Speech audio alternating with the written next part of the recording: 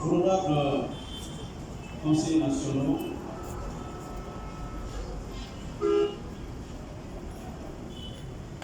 Madame la première vice-présidente, Monsieur le deuxième vice-président, Mesdames et Messieurs,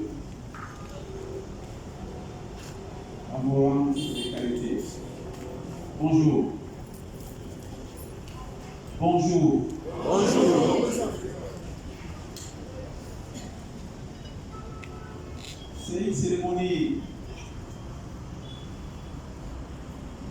qui s'est préparée à mon insu. Je n'ai pas été associé. C'est avec beaucoup de surprise et d'émotion ce matin. J'ai pu me rendre compte que le cabinet avait préparé une telle cérémonie à l'honneur des conseillers nationaux. Au moment où j'étais concentré sur les autres activités, et le cabinet s'est dépêché pour conférer au retour des conseillers nationaux à Conakry une telle solennité qui en soit remercié vivement. C'est l'occasion pour moi de vous remercier et de vous féliciter pour l'esprit de sacrifice que vous avez consenti pendant ce type d'activité à l'intérieur du pays. Je ne suis pas surpris, parce que avant d'être conseiller national, la plupart d'entre vous avaient tellement de développement, mais aussi d'engagement pour ce pays à différents niveaux, à différents échelons, que ce soit sur le plan administratif ou social. De sillonner le pays dans le contexte actuel de notre pays,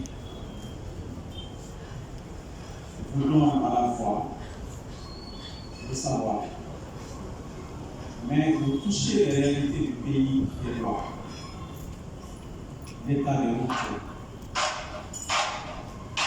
l'accueil chaleureux de nos concitoyens, mais également le discours de sincérité qui caractérise les débats en Guinée-Profond, nous a certainement permis de toucher les réalités du monde. Il nous revient très simplement de remercier son Excellence, Monsieur le Président de la France, qui a permis et soutenu cette mission, cette première mission des conseils nationaux à l'intérieur.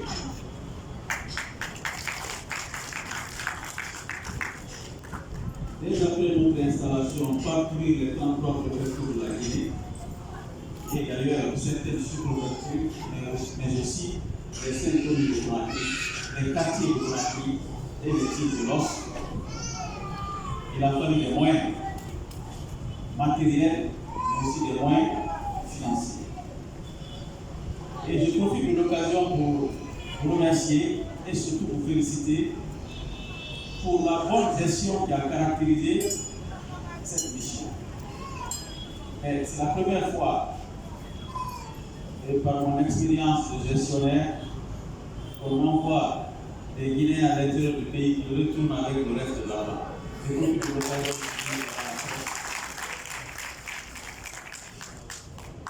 toutes les missions ont retourné à la comptabilité, les reliquats, les frais de mission. Et je profite de l'occasion pour que la presse soit témoin, parce qu'en réalité, c'est un exemple d'intégrité que personnellement, je n'ai pas eu l'opportunité de voir et puis que j'ai commencé à parler. Alors, ça c'est par rapport à la gestion. Mais par rapport à la durée de la mission, vous avez respecté les 10 jours. Ça aussi, c'est une autre qualité que je découvre en ce qui concerne les conseillers nationaux. Parce qu'en réalité, je m'attendais à ce que l'équipe qui est partie à Zérékoré puisse revenir 5 jours après et avoir des arguments pour justifier l'augmentation des gardiens. Mais c'est le contraire que j'ai enregistré. Donc je suis agréablement surpris par cette qualité. Mais les comptes rendus que nous avons glanés par-ci et par-là montrent à suffisance que vous avez été très bien accueillis par vos concitoyens à l'intérieur du pays. Et il y a certains qui pensaient que cette mission ne pouvait pas se tenir parce que les populations n'allaient pas nous accueillir. Et je suis agréablement surpris. D'ailleurs, ce n'est pas une surprise pour moi, parce que je sais bel et bien que le plus souvent, on parle à la place de nos concitoyens. On ne leur donne jamais l'opportunité de s'exprimer. Et l'accueil était évocateur d'une population qui était à l'attente de ses représentants pendant cette transition et qui avait hâte de donner des informations, de poser des questions et aussi de manifester des inquiétudes par rapport à la conduite de cette transition. Mais par ailleurs, les missionnaires qui ont eu l'opportunité d'échanger avec moi m'ont clairement exprimé leur satisfaction quant à la qualité de la préparation, mais également la manière dont les débats se sont déroulés sur toute l'étendue du territoire national. Ceci aussi est un facteur qui mérite d'être salué, à la fois de la part des conseils nationaux qui ont fait preuve de maturité, de tact et de pédagogie, mais aussi de nos concitoyens qui ont fait montre de dévouement.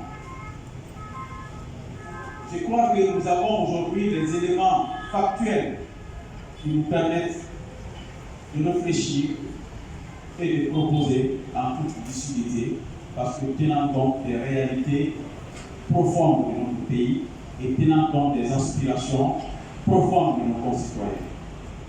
Je pense que toute décision qu'on sera amené à prendre tiendra compte de cet élément important qui est la légitimité. Parce que ce que tu fais pour moi, sans moi, est contre, c'est clair. Et l'occasion nous sera donnée aujourd'hui pour que les deux vice-présidents se joignent à moi pour rencontrer Son Excellence, Monsieur le Président de la Transition en votre nom. Et c'est aussi l'opportunité de le remercier pour la qualité de son accompagnement et aussi la confiance qu'il place dans notre institution. C'est important. Notre confiance, nous la tirons de l'adhésion de nos concitoyens, mais également de la confiance du président de la transition. Il ne faut jamais qu'on oublie ça. Donc c'est une sorte de dualité qu'on doit pouvoir manier avec intelligence et avec honnêteté pour être à la hauteur de cette mission. Enfin, nous aurons l'opportunité la semaine prochaine d'organiser un atelier de 2 jours au cours duquel chaque mission, chaque délégation aura l'opportunité de présenter, de faire le compte rendu de sa mission, projeter le rapport et faire les commentaires nécessaires tout en mettant un accent sur les éléments de succès, mais aussi sur les défis qu'on va relever en ce qui concerne les missions à venir. C'est la première mission, ça ne sera pas la dernière, parce que si on doit être en phase avec les citoyens, nous devrons les consulter. Et après avoir travaillé à leur nom, nous devons retourner et présenter le travail que nous avons fait. Pour moi, c'est un élément important pour la crédibilité et la légitimité du Conseil national de la transition.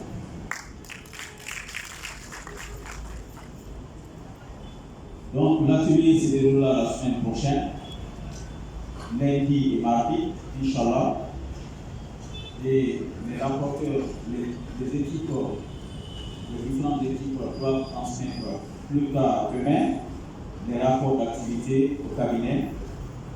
Et le secrétaire général et moi, avec le conseiller du cabinet, nous allons préparer cet atelier de 2 jours pour permettre aux missionnaires de présenter, mais également permettre aux autres conseillers nationaux qui ne faisaient pas partie de votre itinéraire de poser des questions et construire ensemble un rapport de mission qui sera partagé au peuple de Guinée et qui sera partagé aux autorités de la transition.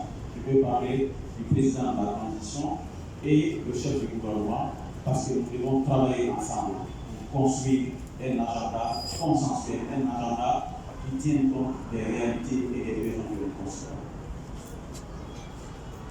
Je n'ai pas préparé le discours parce que je n'étais pas du tout préparé à cette cérémonie ce matin.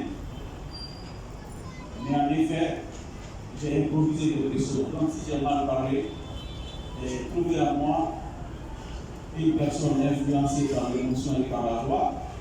J'ai retrouvé des combattants qui se sont battus sur le théâtre d'opérations difficiles pendant 10 jours, en bravant les intempéries, en bravant l'état de route, mais aussi l'angoisse de réussir cette mission.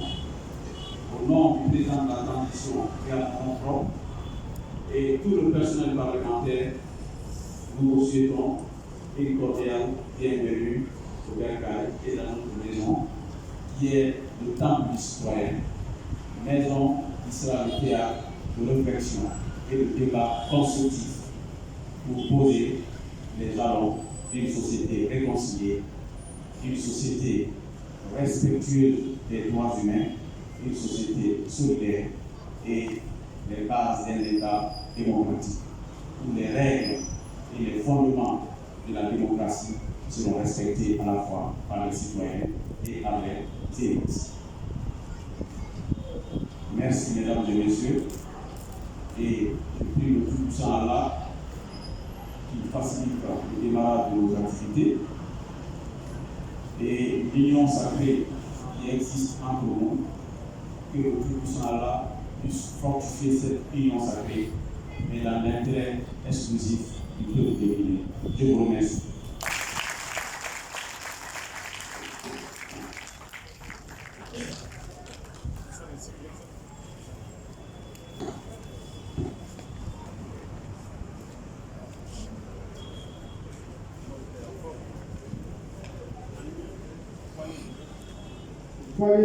Pour le président et les conseillers nationaux de retour du terrain.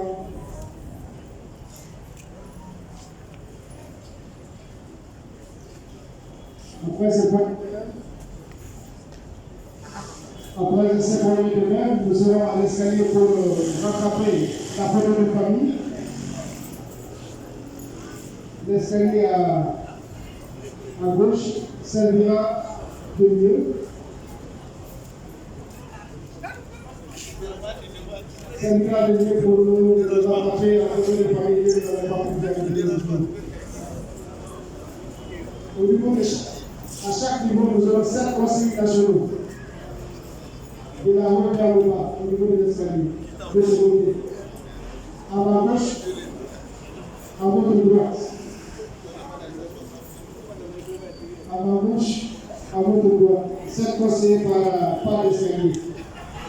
Pour la photo de famille.